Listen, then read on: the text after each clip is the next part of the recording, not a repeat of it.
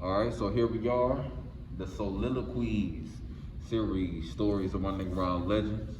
We just finished the tour. We just finished going through the exhibit, talking about a lot of the different pieces, and now it is time to hear from one of the featured artists who is a part of this exhibit, Miss Ebonique Daye, aka Lady Picasso. So, first thing I want to know is, who is Lady Picasso? Where does Lady Picasso come from? Lady Picasso originated in Boston, Massachusetts. That's where I was born. We moved down south when I was in middle school / high school, in which that got me back closer to my roots, with my grandmother being born and raised Catholic in Charleston, South Carolina. So I was able to get back to my roots of my aunts, my uncles, grandparents, cousins that I possibly would not have met had I stayed in Boston, in the inner city, as an inner city kid. So I was able to be more or less rounded out by the Boston hardness, but the Charleston Southern understanding of softness, kindness, community, connectivity, creativity. My grandmother, being a seamstress, was very helpful in the creative aspect of life. My mother is an artist. My father is a poet and a minister. So I kind of fell right in the middle of everything that was creative. So with Lady Picasso, I started drawing at 3. When I was able to put words together and start writing short stories, I started with poems, short stories. I read a lot since I was young. So in light of that, as I got older, in high school, I started writing for The Scribe, our newspaper for our high school. Although I refused to take art classes, I mentored or tutored my art teacher's daughter. So that allowed me access to my art teachers to give me tips, and they were aware that I drew and did things for fun or just during lunchtime at the lunch table. And so my art teacher, Mr. Staley, in high school would offer or suggest that I try out contests. And although I thought other people were the best of the best, I tried it. And wildly speaking, I entered the yearbook contest and I won the yearbook cover contest in high school my junior year.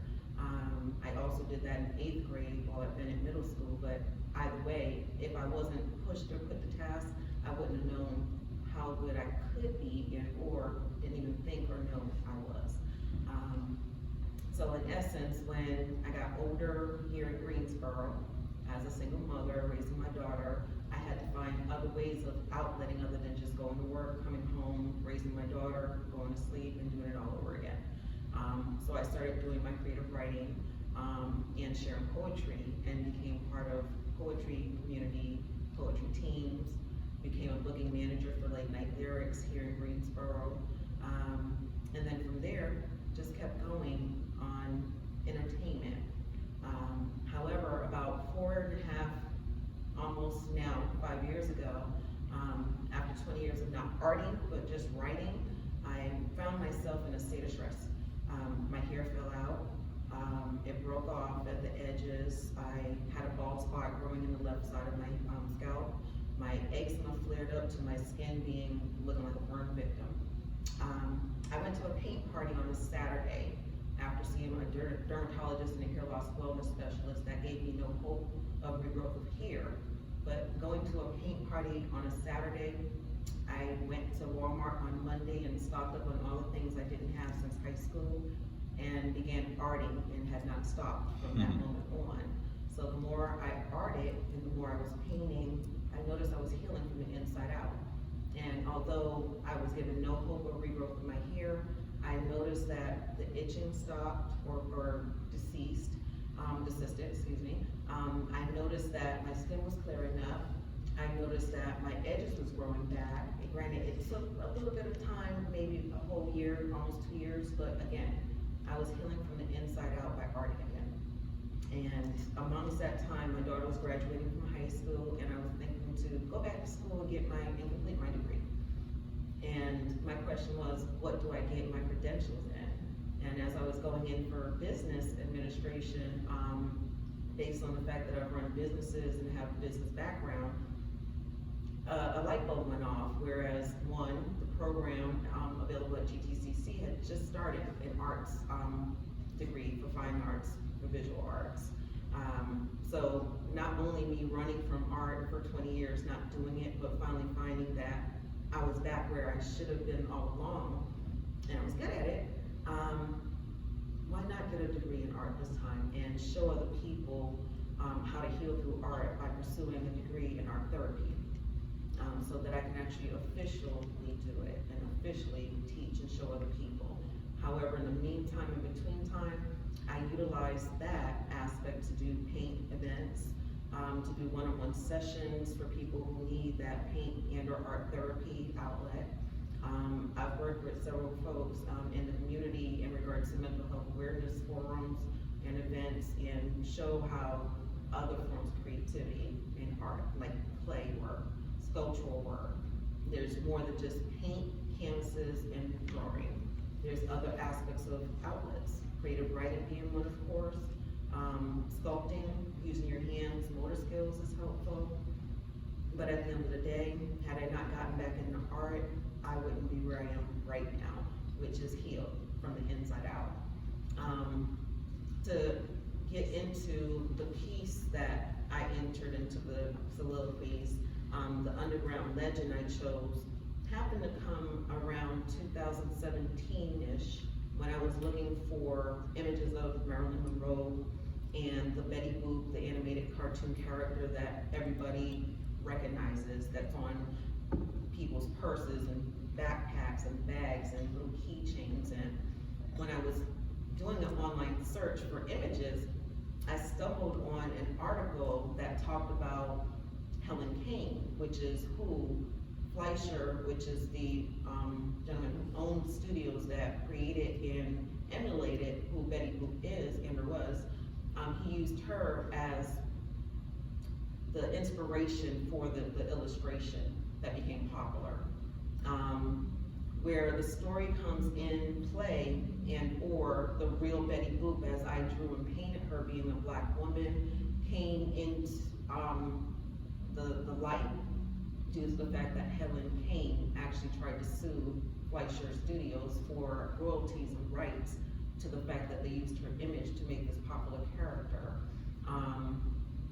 And so she divulged where she originally got the inspiration for her look, which was the finger waves, which was the high-pitched doo-wop voice.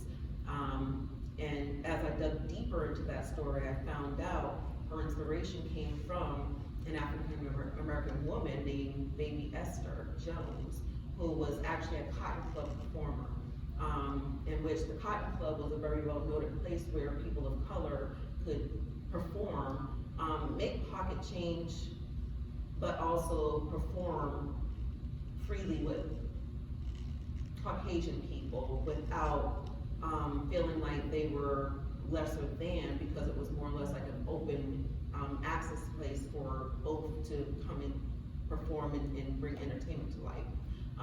Either way, it just so happened that Helen Kane and her manager back in around, I'm not going to quote the exact year, but around 1926, 1928, they went to the Cotton Club and happened to come across Baby Esther performance.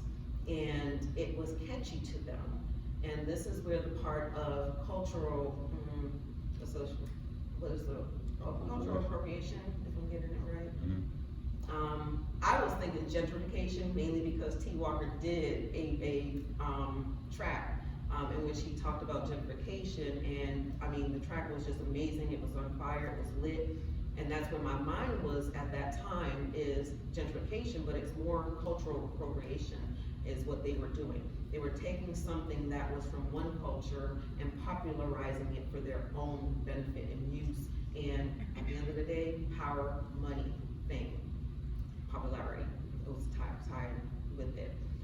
So either way, with Baby Esther Jones,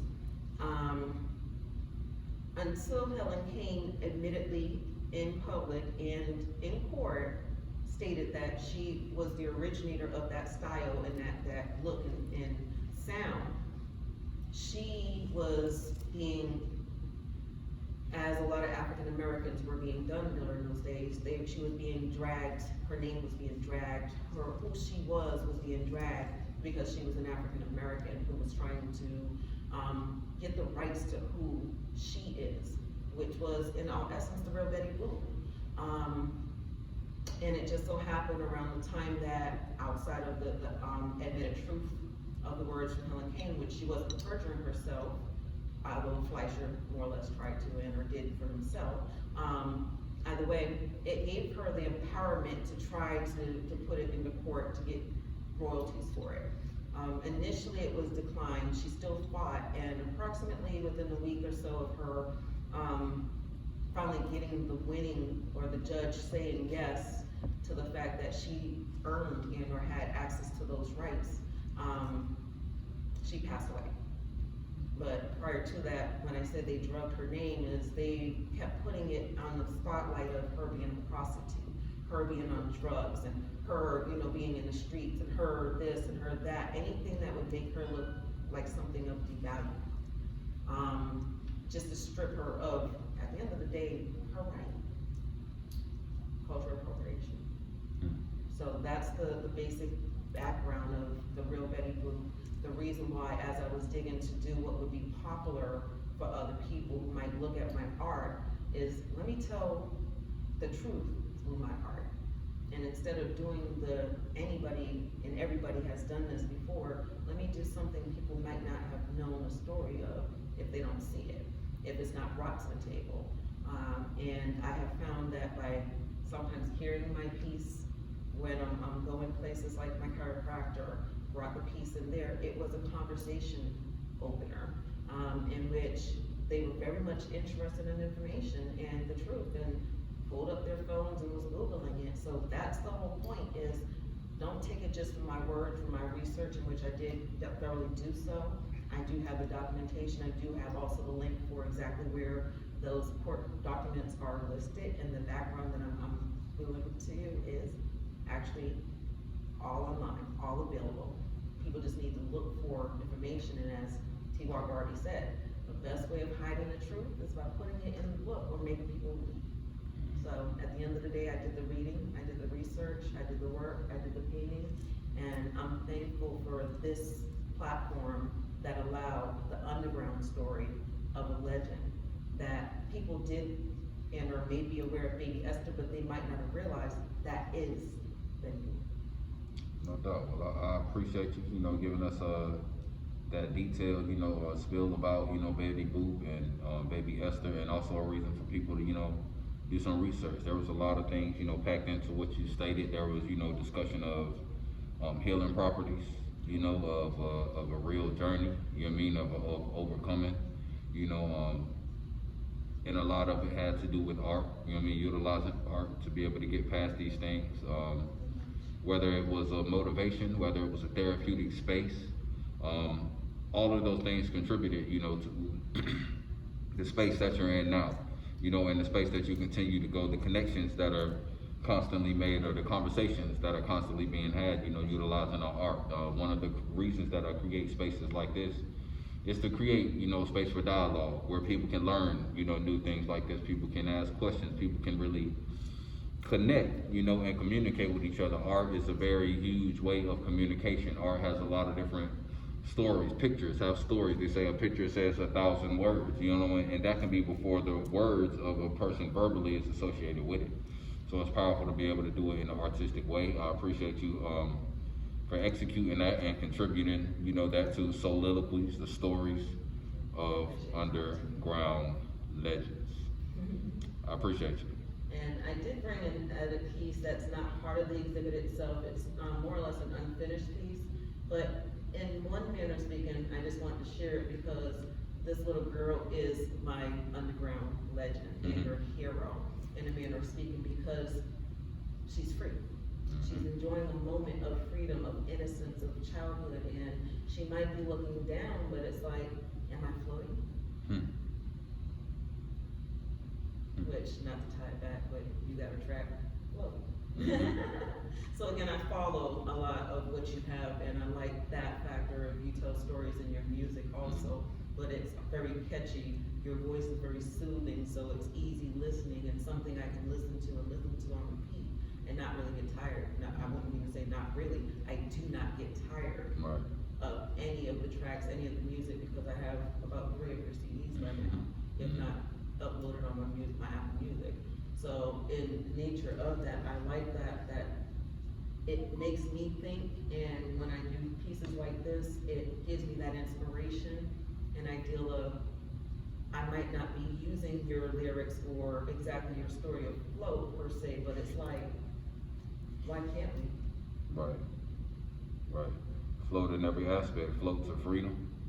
You know, it's a variety of different ways that we can float. We can float ourselves, or we can float other people and uplift. That was one of the things that I wanted to do with this space. You know, by giving all of my artist friends.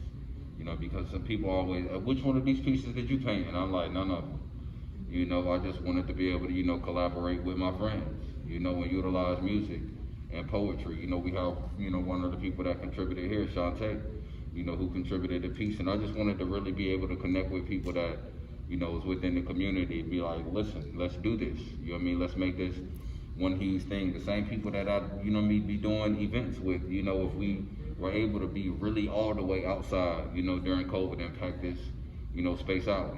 But it's always ways to work around it. So I appreciate you for being a part of it. And as we continue to execute, we're gonna keep these stories of underground legends continuously living.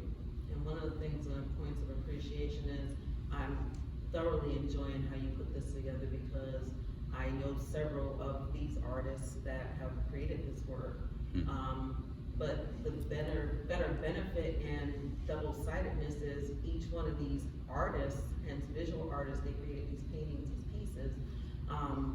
They're poets, they're musicians, they're rappers, they're radio talk show speakers. I mean, they are faceted, multifaceted. They are, as what I call myself, a duplicitous poet. Basically, I might mean one thing, but you see another, and or you receive it another way. But either way, at the end of the day, it's me. It's just, I can't open every door of who I am unless you want to at least knock on one window, knock on one, area, and or just ask a question. Right, straight like that. So after we post this, anybody that does have any questions or any comments, please submit them to heavyenergyinfo@gmail.com. We're going to keep this going. This isn't going to be the last time that we, so to say, speak, with Lady Picasso here. We're going to continue to build on even the questions that people present.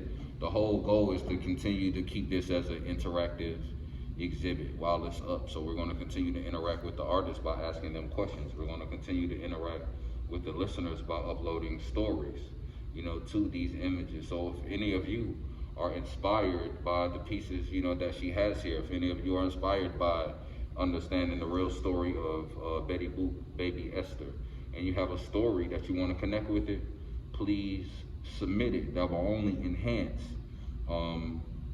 the intention and purpose, behind the creation of this piece. That will only further the knowledge and education that comes with it as young people, come through this gallery. So I appreciate you.